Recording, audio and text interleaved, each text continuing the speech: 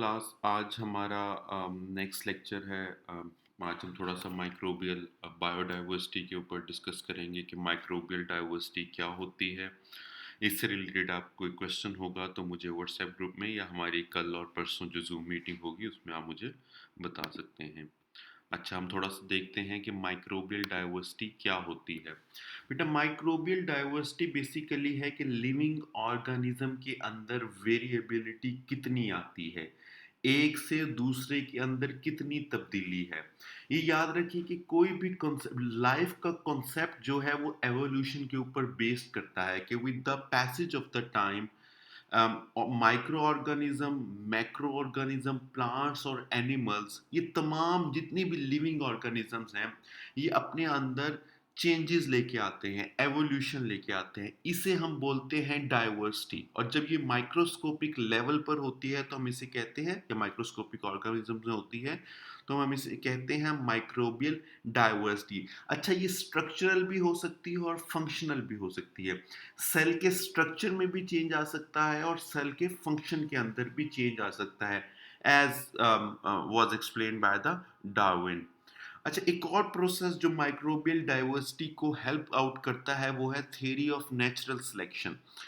कि वो जो सी हमारी ओल्ड थ्योरी है ना कि सर्वाइवल ऑफ द फिटेस्ट, वही नेचुरल सिलेक्शन है कि नेचर उन ऑर्गेनिजम्स को या उन जीन्स को या उन उस स्ट्रक्चर को या उस फंक्शन को सिलेक्ट कर लेता है और बाकियों को डिस्कार्ड कर लेता है जो इन्वायरमेंट के लिए सूटेबल होता है, जो सर्वाइव कर सकता है।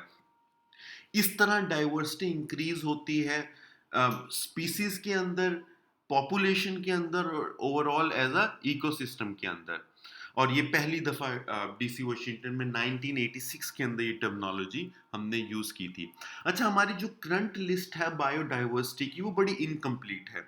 अभी तक हमारा जो एस्टिमेट है, जितने भी हमने माइक्रोस्कोपिक ऑर्गेनिज्म, चाहे वो एलजी है, फंजाई है, बैक्टीरिया है, प्रोकैरियोट्स हैं या वायरसेस हैं, हमने जो उनकी एक्चुअल डिस्कवरी की है वो बहुत कम है as compare to estimated.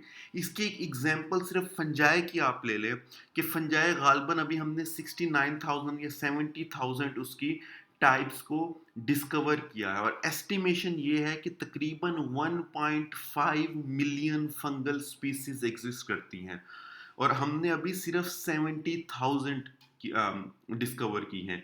15 lakh में से हमने अब तक सिर्फ 70,000 फंजाई की स्पीसीज को डिस्कवर किया है। ये मैं जरा आपको एक बताना चाह रहा हूँ कि डाइवर्सिटी कितनी ज़्यादा है और हमने अब तक कितनी कम डिस्कवरी की है। यही हाल हमारा बैक्टीरिया और प्रोकैरियोट्स के अंदर है। तो अभी microbe with the passage of the time, जैसे जैसे हमारी टेक्नोलॉजी इंप्रूव हो रही है, हमारे पास हाइब्रिडाइजेशन या 16S आरएनए की टेक्निक आ गई है।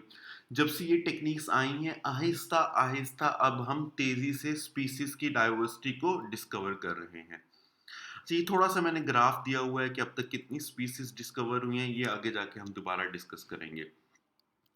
अच्छा, ये फंजाई की मैंने आपको बता दी कि 1.6 है। जो बैक्टीरिया, आर्की और वायरसेस हैं वो ज़्यादा प्रॉब्लमैटिक होते हैं।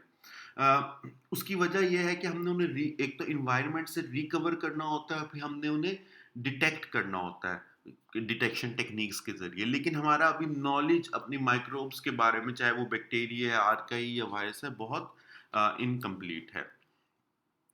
अच्छा, माइक्रोबियल डाइवर्सिटी बेसिकली क्या होती है? अ, जैसे मैं अभी आपको बता रहा था कि पहले तो हमारी बहुत स्लो थी न्यू डाइवर्सिटी की तरफ इन्वेंशंस। लेकिन जो जो हमने डीएनए टेक्नोलॉजी और आरएनए टेक्निक्स को इम्प्रूव किया, हमारे अंदर ये एबिलिटी भी ज़्यादा आई कि हमने तेज़ी से स्पीसीज को रिकग्नाइज करना शुरू कर दिया, जिसकी एक एग्जांपल डीएनए डीएनए हाइब्रिडाइजेशन है। ये एक प्रोसेस है जिसके अंदर आप एक डीएनए ले लेते हैं, दो और फिर दूसरा डीएनए, टू डिफरेंट स्पीसीज से टू डिफरेंट डीएनए लेते हैं, फिर इनके आपस में कॉम्प्लीमेंटेशन करवाते हैं, फिर आप इनकी चेंजेस का प्रोड्यूस कर लेते हैं, जिससे ये पता लग जाता है कि एक स्पीसी का डीएनए दूसरी स्पीसी के डीएनए से कितना मुख्तलिफ है। इसे हम डीएनए डीएनए हाइब्रिडाइजेशन कहते हैं। अब से कुछ अरसे तक जो भी मॉडर्न डिस्कवरीज हो रही हैं वो डीएनए हाइब्रिडाइजेशन या 16S आरएनए सीक्वेंसिंग को यूज करके करती हैं। इसके अलावा हम न्यूक्लिक एसिड फिंगरप्रिंटिंग यूज करते हैं, डीएनए प्रोबिंग हम यूज करते हैं। और 16S आरएनए जो सा है इसके अंदर भी माइक्रोब का जो आपका बैक्टीरिया होता है, या आमतौर पर बैक्टीरिया के लिए ज़्यादा यूज़ की जाती है, उसके राइबोसोम्स आपके पास मौजूद होते हैं, आरएनए का सीक्वेंस मौजूद होता है। और फिर आप इसको दूसरे के साथ कंपेयर करके ये बता सकते हैं कि ये दूसरा आरएनए आपके ओरिजिनल बैक्टीरिया के आरएनए से कितना डिफरेंट होता है। ये 16S आरएनए ने तकरीबन रेवोल्यूशनाइज कर दिया है हमारी माइक्रोब्स की क्लासिफिकेशन को। एक और हमारा मेथड RFLP जिसे हम कहते हैं, रिस्ट्रिक्शन फ्रेगमेंट लेंथ पॉलीमॉर्फिज्म। ये भी डीएनए की सॉर्ट ऑफ फिंगरप्रिंटिंग होती है, डीएनए बेस्ड एनालिसिस है, जिसके अंदर हम ये पता लगाते हैं कि एक स्पीसी का डीएनए दूसरी स्पीसी के डीएनए से कितना मुख्तलिफ है। इसके साथ साथ ये हमें ये भी बताता है कि एक ऑर्गेनिज्म के अंदर with the passage of the time कितनी एवोल्यूशन हो गई है, यानी कि उसकी फर्स्ट स्पीसीज का डीएनए उसकी लेटर जनरेशन से कितना मुख्तलिफ है।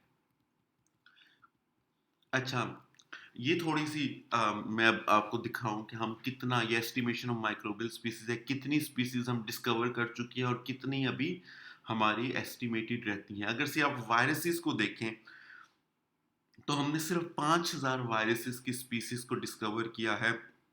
एस्टिमेट हमारा है तकरीबन 1,30,000, तकरीबन 1.3 मिलियन का हमारे पास ये 1,30,000 का हमारे पास ये गैस है कि इतने तकरीबन होनी चाहिए। इसका मतलब है अब तक जो नॉन स्पीसीज हैं वो सिर्फ हमारी 4% हैं जो हमने डिस्कवर की हैं। इसी तरह अगर आप बैक्टीरिया पे देख लें तो अभी तक हमने सिर्फ 12% स्पीसीज को डिस्कवर किया है।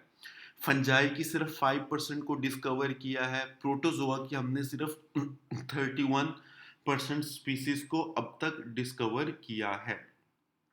ये डिस्कवरी मुश्किल होती है, ख़ास तौर पर ये बैक्टीरिया और वायरसेस के केस में, क्योंकि आपने पहले इसे इन्वायरमेंट से निकालना होता है, एक्सट्रैक्ट करना होता है, फिर आपने इसको डिटेक्ट करना होता है, तो ये एक डिफ़िकल्ट प्रोसीजर होता है। सिग्निफिकेंस क्या है जी माइक्रोबियल बायोडाइवर्सिटी की, कि एक तो क्योंकि माइक्रोब्स का बड़ा इंपॉर्टेंट रोल है आपके इकोसिस्टम के अंदर, आपके इन्वायरमेंट के अंदर, ये उसकी पूरी फूड चेन बनती है, ये सारा माइक्रोबियल एक्टिविटी की वजह से होता है। इवन ये फॉसिल जहाँ से आप ऑयल निकालते हैं, ये माइक्रोबियल एक्टिविटी की वजह से होता है। तो इसलिए ये बड़ा इम्पॉर्टेंट है कि आप माइक्रोबियल डाइवर्सिटी को अंडरस्टैंड करें, और जितनी आपके पास स्पीसीज हैं, क्योंकि with the passage of the time जैसे जैसे ह्यूमन इंटरवेंशन ज़्यादा हो रही है, वैसे वैसे माइक्रोबियल डाइवर्सिटी भी इंक्रीज हो रही है। अब माइक्रो ऑर्गेनिज्म का रोल लैंड के ऊपर भी है, वाटर के ऊपर भी है, फॉसिल्स के ऊपर भी है, पूरे इकोसिस्टम के ऊपर इसका रोल होता है। अच्छा, दूसरा भी प्रोकैरियोट्स और बैक्टीरिया के ऊपर ही बात कर रहे थे कि तकरीबन 10 लाख की स्पीसीज हमारे पास हैं। उनमें से जो बर्गेस का मैनुअल है, ये बर्गेस मैनुअल तकरीबन 4 वॉल्यूम्स हैं इस बुक के। एक मैनुअल है प्रोकैरियोट्स के ऊपर, उसमें प्रीडोमिनेटली बेस्ड किया हुआ है बैक्टीरिया को, तो उसके अंदर उसने सिर्फ 3100 बैक्टीरिया के स्पीसीज को डिस्कस किया है, और हमारा एस्टिमेशन है तकरीबन 3 से 10 लाख का। लेकिन with the passage of the time जैसे जैसे इंफॉर्मेशन इंक्रीज होगी, वैसे वैसे डाइवर्सिटी की भी आइडेंटिफिकेशन होती रहेगी। अच्छा, इसके अलावा सिर्फ इकोसिस्टम के अलावा ये जैसे न्यू माइक्रो ऑर्गेनिजम्स हैं या न्यू जीन्स हैं या इनके डीएनए के अंदर जो चेंजेस हैं या हाइब्रिडाइजेशन हुई हुई है या जेनेटिक इंजीनियरिंग के थ्रू या हुई हुई है, ये आपकी बायोटेक्नोलॉजी के लिए बड़ी हेल्पफुल है।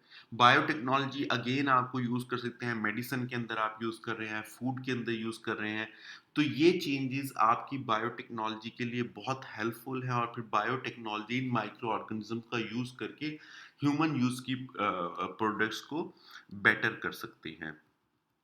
इसके अलावा इससे पहले मैं आपके डिस्कस कर चुका हूँ कि डीएनए डीएनए हाइब्रिडाइजेशन और 16S RNA, ये दोनों हमारी सबसे ज़्यादा इम्पॉर्टेंट टेक्निक्स हैं जिनके ज़रिए हम माइक्रोबियल डाइवर्सिटी को पहचानते हैं या ये देखते हैं कि एक माइक्रो ऑर्गेनिज्म दूसरे माइक्रो ऑर्गेनिज्म से कितना मुख्तलिफ है, और ये हमें एक मोलेकुलर लेवल के ऊपर इंफॉर्मेशन मुहैया करती है। ठीक है क्लास, ये आपका आज का लेक्चर था। आप लोगों की जूम मीटिंग कल और परसों होगी चारों क्लासेस की। आई होप आप सब मौजूद होंगे और आंसर क्वेश्चंस लेके आएंगे। Thank you class. तब तक के लिए ख्याल रखिएगा अपना, और अल्लाह हाफिज़।